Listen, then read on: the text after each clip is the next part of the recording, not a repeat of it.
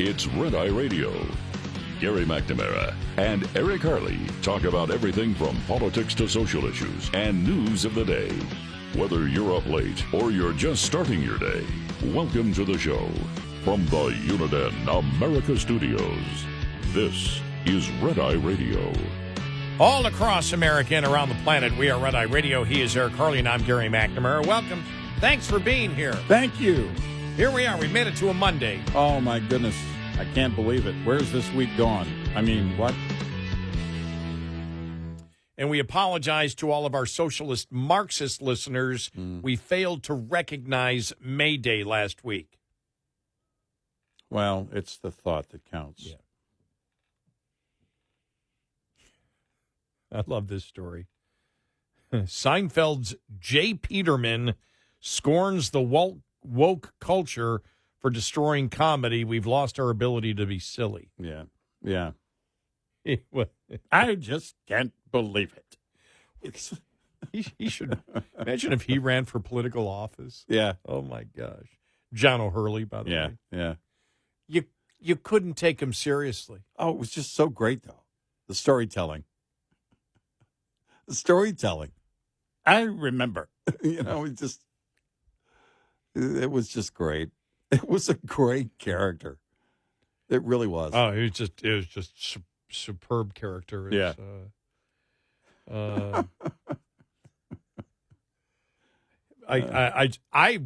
You see him talk in a serious way. And by the way, he was successful even when he was doing that outside of acting. Yeah, right. Yeah. He's had a number of businesses and been an investor and has done very well for himself outside of acting. Yeah. But that's one of the greatest character roles ever. Well, and the way that he was able to pull it off, too. I mean, taking that character and just running with it in all of its silliness, it was really great. Really great. He was talking about some of the shows they couldn't do today. Apparently in the bookstore, he talked about the native language of New Guinea, and he says that probably would get him in trouble today. They probably couldn't say that. Yeah. And then he talks about when, oh, my gosh, that probably when he got into the conversation with the host, that probably they wouldn't have been able to run the episode where Kramer and Newman hired the homeless to run their rickshaw business. Yeah. Oh, that would not. No. Yeah, that's not going to fly. And, one of the homeless guys is, what's his name? Uncle Rico. From, I can't think of the name of the movie. Napoleon Dynamite. Oh, okay. All right. You didn't know who Uncle Rico was when I first asked, did you? I wasn't a big fan of Napoleon Dynamite. Throwing the football. Oh, man, throwing the football thing. Because he was also in one of his first acting roles was one of Val Kilmer's first movies, Real Genius. Mm-hmm. He was in, I can't think of the actor's name, but he was in that too. But he was one of the homeless guys in the rickshaw episode. Yeah, you couldn't get that past the NBC censors today. I don't know what they can do on, Seinfeld was talking about how movie making is so different. And you and I have talked about that. We have friends that are in the business, and it's become, I think you have now more and more people talking in the media from inside Hollywood saying, yeah, it's not the same. You present an idea, and why not just do a comedy movie to be silly? I mean, why not just have the same silly attitude that you've always had? Well, you can't. There's got to be a higher purpose. There's got to be something else. Tell us why this movie is important now. It's funny. Well, they were talking about The Outing. Not that there's anything wrong with it. Remember that episode? That might not be able to run, but then they made the point that it ended up winning the GLAAD Award, the Gay and Lesbian Alliance Against Defamation. Won their media award. That episode did, and the whole point was, yeah, but would it today? Well, it's a great question because our sensibilities have completely changed And what would it? How far would you have to go? Because the balance on that was what? The balancer on that was the punchline, not which became a catchphrase. Right. Not that there's anything wrong with that. Yeah. That was the balancer. Not that there's anything wrong with it. It's just it doesn't apply to us, Jerry and George. And it was so well done. So well done. You would think, though, that the panic and the outrage of them even thinking that they were gay would supersede in today's sensitive environment. Yeah. Would supersede that not that there's anything wrong with it, because clearly the point that they were making is there was something wrong with it. Right. With their anger and passion, and George, oh no, my parents, oh no. Mm-hmm. Right. That they would be devastated, and yeah. So, no, there's no way to approach any of that anymore. Because what you're afraid of ultimately at, in this case, NBC, you would be afraid of the boycotts, which would shut down the advertising, which would be, you'd be done. You know what I love? The Native American groups that were petitioning and actually I think filed a lawsuit against the Washington Commanders to bring back the Redskins name. Mm-hmm. And it was like they were complaining. They said, we're filing these lawsuits because the white society is attempting to erase Native Americans from the culture. Right. I'm like, you and I said that years ago. Right. Because and now the opposite's good. You're trying to erase Native American culture from everything. Right. From the white culture. Right. Where there's nothing culturally about Native Americans anymore. You're erasing us as if we didn't exist. Oh, you mean like the definition of women? Okay, yeah. Mm-hmm. You saw that transgender track runner won 2 women's events in the Sadie Schreiner. Transgender runner Sadie Schreiner won 3 women's events at the Liberty League Championship meet, Division III on Saturday. Schreiner from RIT won the 400 meters and the 200 meters. They said 3 women's events. There's only 2 there. Both times would have been last in the men's races at the meet. Oh. Interesting how that always seems to be the case. You can't compete in your own field, then you go somewhere else.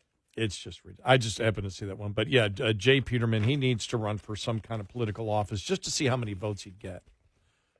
Yeah, I'd love it. And he could say stupid stuff, too. Vote for me because I'll do this. And yeah. In that way that he does it. Oh, yeah. And then, Seinfeld making the rounds, and we mentioned late last week, Seinfeld, still talking about the far left and wokeness. Well, in that there's no way around it, and again, the doors are shutting in the process there in Hollywood, and so you can't make the movies that should be made. You think about some of the all-time great comedies in terms of movies, and they weren't all massive box offices, but they kind of lived on, and it's been the case especially since streaming has really taken off, that you don't make it just for the box office. You make it for the life of the movie, of what it can make, what it can generate as a whole in terms of the revenue. And you just shut that down. I remember Jamie Foxx being on Rogan several years ago talking about certain comedy movies that just can't be made and should be made. And you just can't do that anymore. You're going to be shut down. It's got to have this message and only this message. And you're talking about some of the most creative minds out there, some of the funniest writers and comedians and actors to be able to pull it off. They're reviving the Naked Gun movies with Liam Neeson. We'll see. Yeah, that would be. I would love to one. see him pull it off. If you can pull off that kind of silliness, but you need the writers, and you also need, again, the green light from Hollywood to say, yeah, no, we're okay with releasing this, and we're just going to let it be silly and absurd. Well, what I laughed about over the weekend, and I wonder how much of it was a backlash. Not all of it was, because some conservatives didn't like it, but the pounding that Seinfeld's new movie has gotten, Pop-Tart, which the premise is ridiculous. And again, it's not based on the actual truth of the Pop-Tart. They take a lot of liberties, and they brought. But it was funny because I was talking to a couple of people, and we were looking at some of the reviews, and some from people we know. It's like, this movie, just like passionate about it, and it's like, lighten up, and it's like, but it's Seinfeld. It's about the creation of a fictionalized version of creation of the Pop-Tart. Right. It's almost animation. It's supposed to be stupid and silly. This movie is just stupid and silly. That's the whole idea. The whole idea. I haven't seen the movie, but when I was talking to a few friends, I said, what I expect out of this movie is like, did you ever see UHF with Weird Al? Yeah. And Michael Richards on it. Mm-hmm. He was great. Yeah. That had to be taken. That had to be an offshoot of his Fridays role when he was on Fridays. I think it was. I always, in the back of my mind, thought it was, yeah. But it was supposed to be completely and totally horrible and childish. That was why you laughed at it. Right. It's supposed to be absurd. Yeah. And I said, when I see the Seinfeld movie, I'm expecting nothing except stupid, ridiculous jokes that will make me laugh because Seinfeld or one of the other comedians are saying it. And except for what's her name, she's been panned universally. And what's her name? The woman, Amy Schumer. Amy Schumer. She has been pounded. It's like, it was a great movie, but Amy Schumer, it's like, okay, maybe I'll fall in line with that one. But if she gave a good performance, I would say it.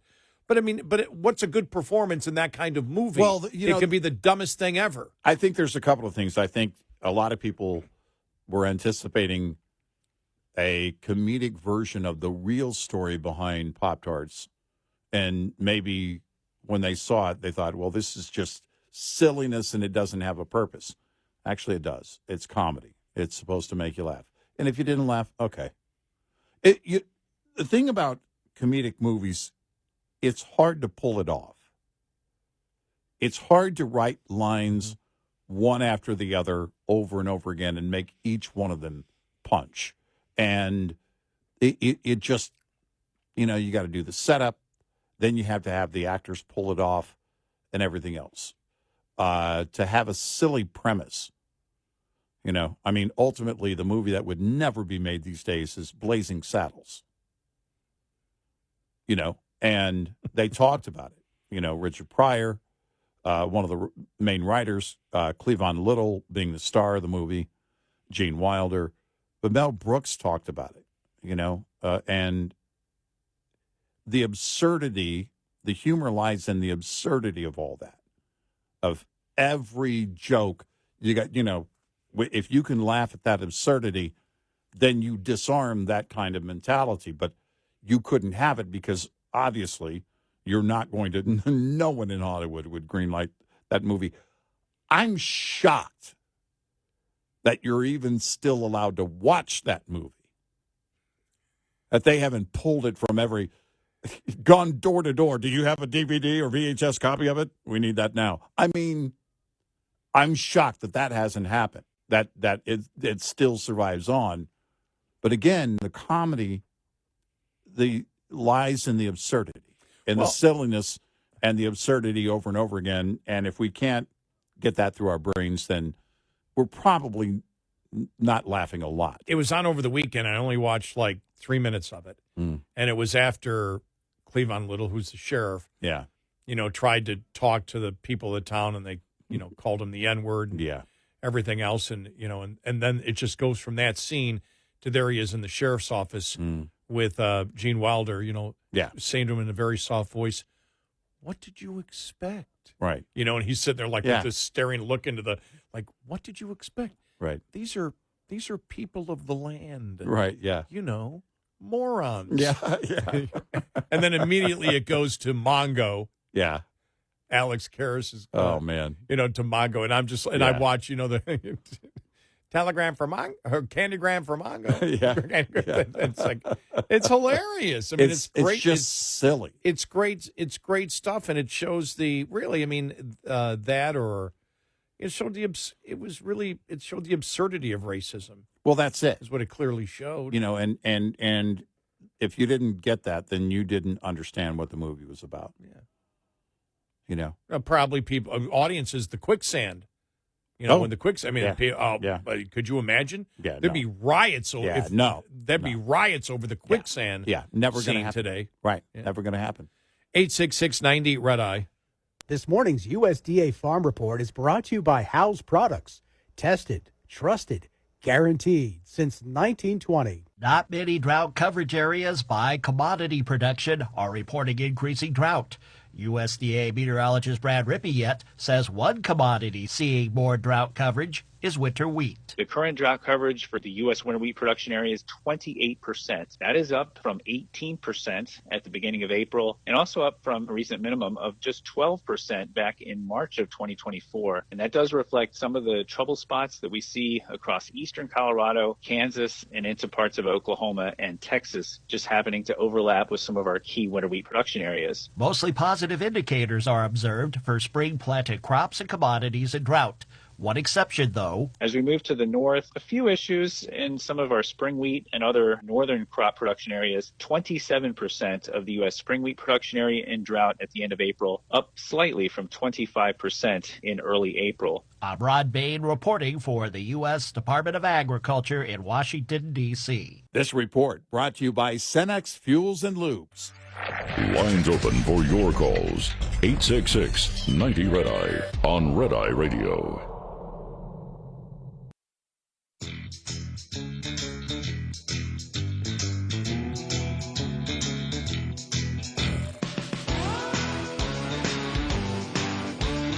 It's Red Eye Radio. He's Eric Harley, and I'm Gary McNamara. Well, now the scuttlebutt is the Biden administration wants Biden out there doing shorter speeches. He's been out there too much over the last couple of weeks. Oh. It's had the opposite effect. The more people hear from him, the more they reject him. We'll have that story coming up because it was actually on MSNBC where they were discussing it.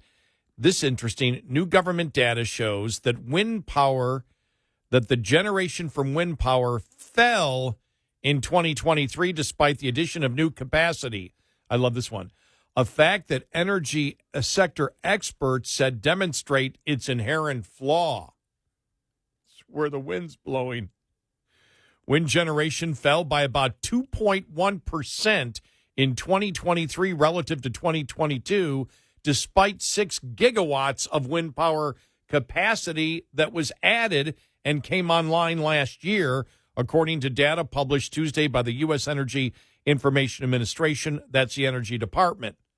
The wind power output dropped despite new capacity coming online and the ability of government subsidies that came from the infrastructure project and more. If only there was a way to control the wind. You can't. Maybe this administration, maybe the president could issue an executive order for it to be more windy. Mandate wind. The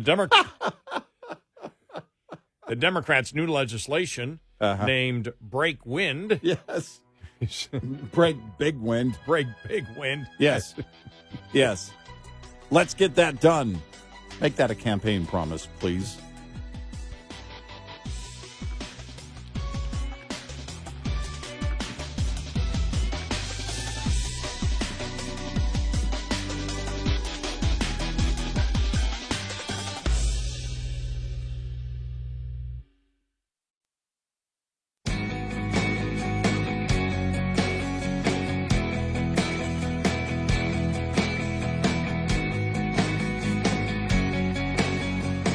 Have a line open. 1-866-90 Red Eye. Red Eye Radio. And he's Eric Harley, and I'm Gary McNamara. And I'm just telling you, Eric, just reading this here. And this is on the story of the Energy Department reporting that wind power electricity went down. What we produced last year went down, even though we added more capacity online. Yeah. But I don't know. This is the same thing I'm getting out of. So what do you think about the unlawful protests on campus? Well, we always defend freedom of speech. And you and I have said that's like saying, so what do you have to say about the guy who robbed the bank? Well, we want to make sure that we want people to understand that you can walk into a bank and legally withdraw from your checking account. Thank you. That's my opinion. Well, you're not addressing what the problem is. Yes, we are. We're saying people have a right to banking. So they have a right to rob? No, that's a different case. You're confusing me. That's the point. And it just... we're getting a lot of Captain Obvious moments. Yeah, well, actually, that's what this administration, that's how they answer questions. Yeah. Captain Obvious. Yeah.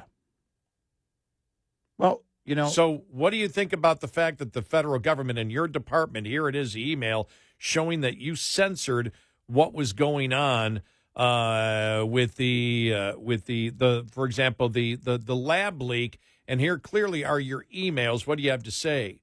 Well, yes, those are emails, and we are against censoring, and we've always been against censoring, and so we hope not to censor. But the emails say that you censor. Not familiar with those emails at all. And again, we are against censoring, but it shows that you censored. No, Trump censored. Yeah, also Trump is Hitler. Trump is Hitler. But it was this one here on wind power. Relying on wind power to meet your peak electricity demands is gambling with the grid, said Isaac Orr, policy fellow at the Center of American Experiment, who specializes in power grid-related analysis. Will the wind blow, or won't it blow?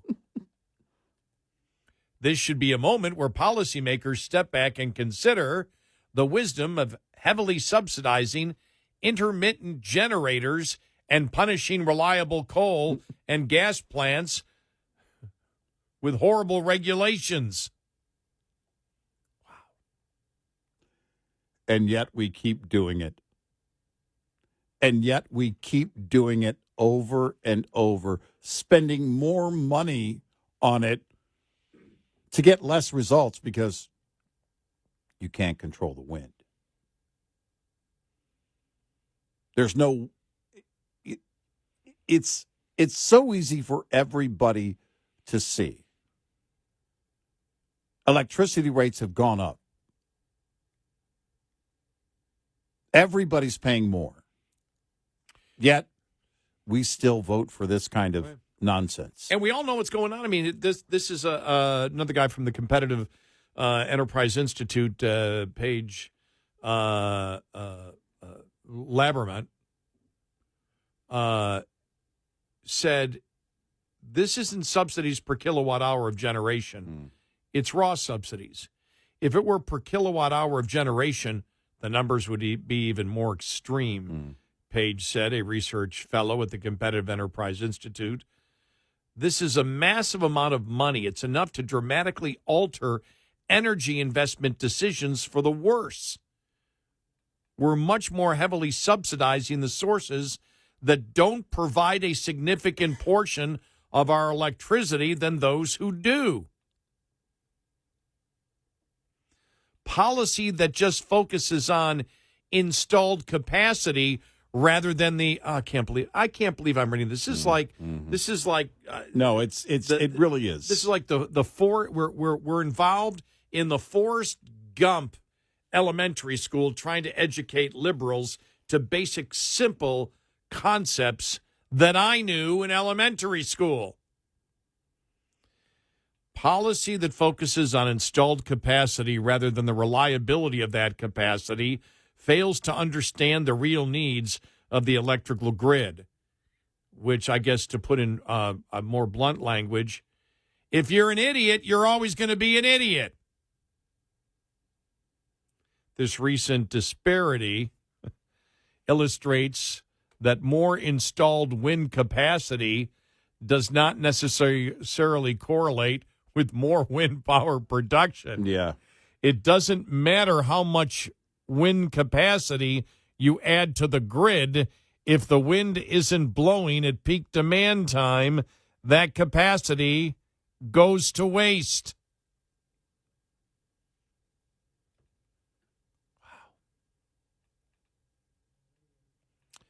Wind power's performance was especially lackluster in the upper Midwest. Texas saw more wind generation in 2023 than in 2022, but wind generation in the first half of 2023 was about 14% lower than it was through the first 6 months of 2022.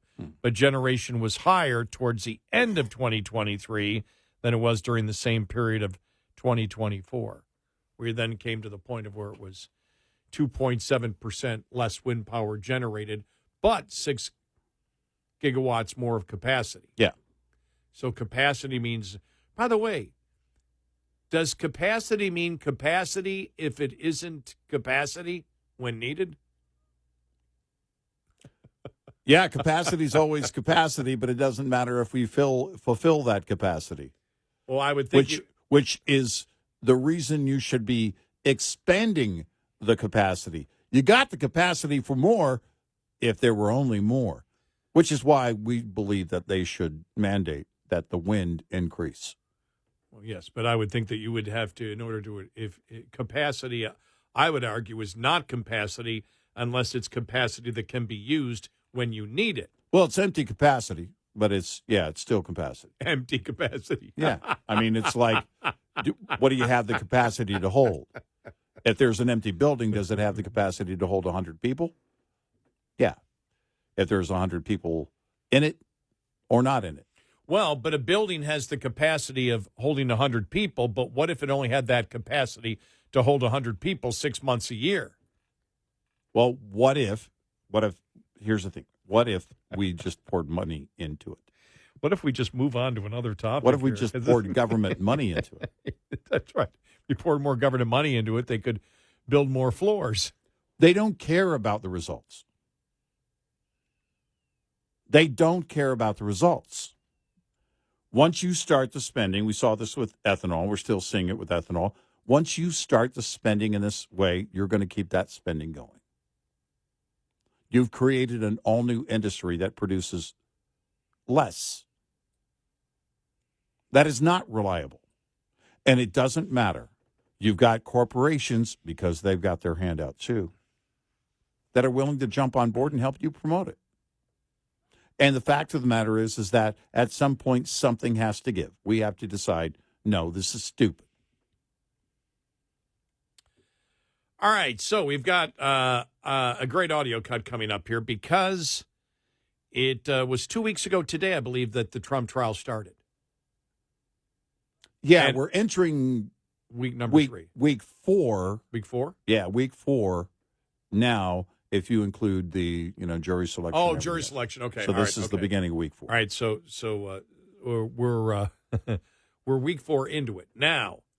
Early on, the Biden campaign was out there saying, "Look at Biden; he's all over campaigning, and Trump isn't campaigning because he's in court facing felony charges. Yeah, we're out campaigning; he's not campaigning." Yeah.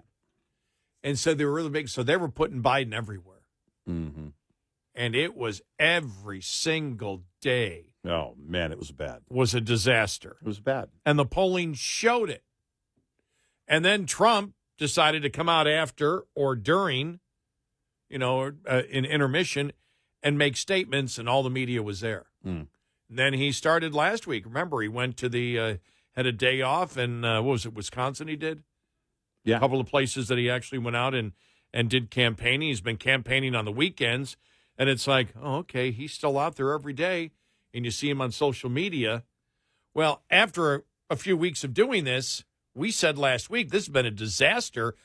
They need to pull him back. This isn't working. Putting Biden out there is a disaster every day. That's what NBC is reporting. And this was on CNBC that they reported it. We have news this morning from NBC News that the campaign is looking to shorten its speeches. Biden's general election strategy is less is more. The president's aides are seeking to tighten his pitch to voters with shorter, crisper speeches.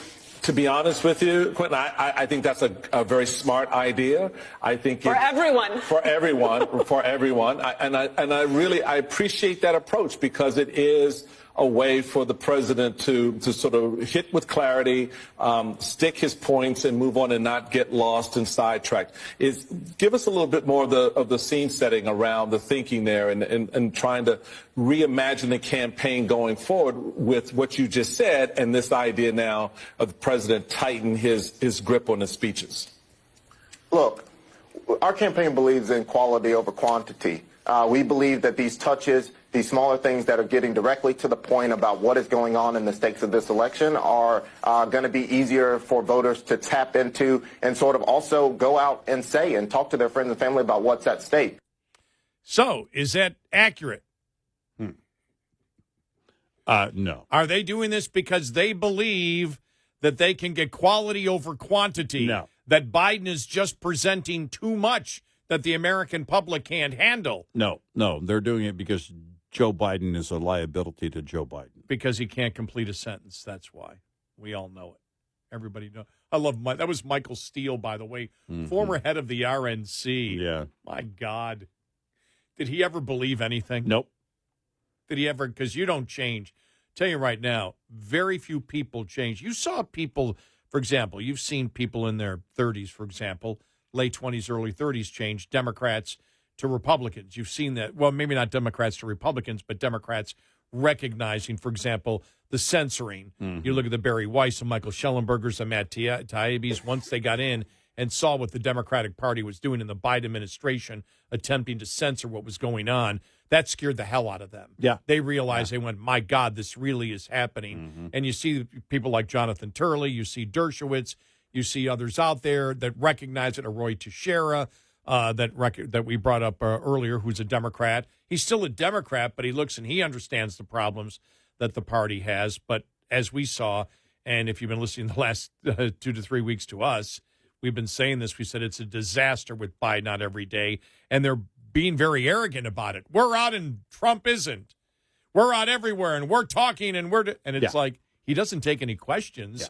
It's simply the fact that we got to cut his speeches down from 5 minutes to a minute. Yep. And it is this is the problem that I think they're always going to have.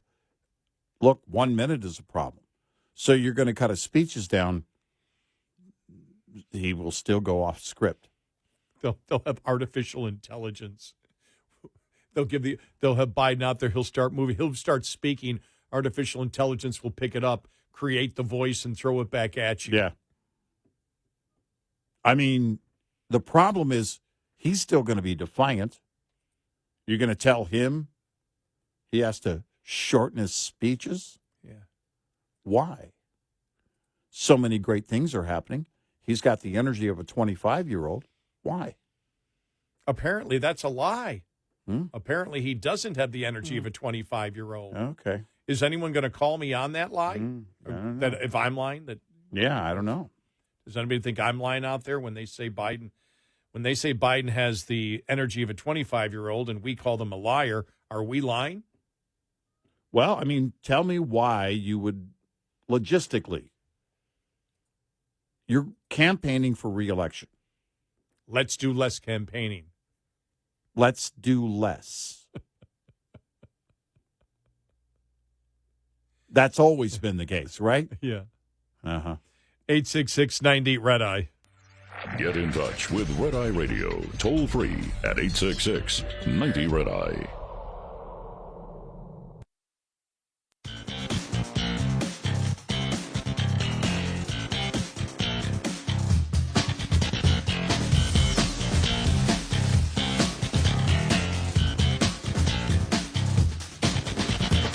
It's Red Eye Radio. He is Eric Harley, and I'm Gary McNamara. You just wonder what's going to happen over the next 5 years. I was reading this story that a school in upstate New York Wells College closing its doors this spring after seeing its graduating class of 2024, cross the podium into their future due to unstable revenue. We have a fiduciary responsibility to the institution. We have determined, after a thorough review, that the college does not have adequate financial resources to continue. Yeah. Many small colleges like Wells have faced enormous financial challenges. These challenges have been exacerbated by the global pandemic, a shrinking pool of undergraduate students nationwide, inflationary pressures, and overall negative sentiment towards higher education. Oh, yep. There you go. Yep.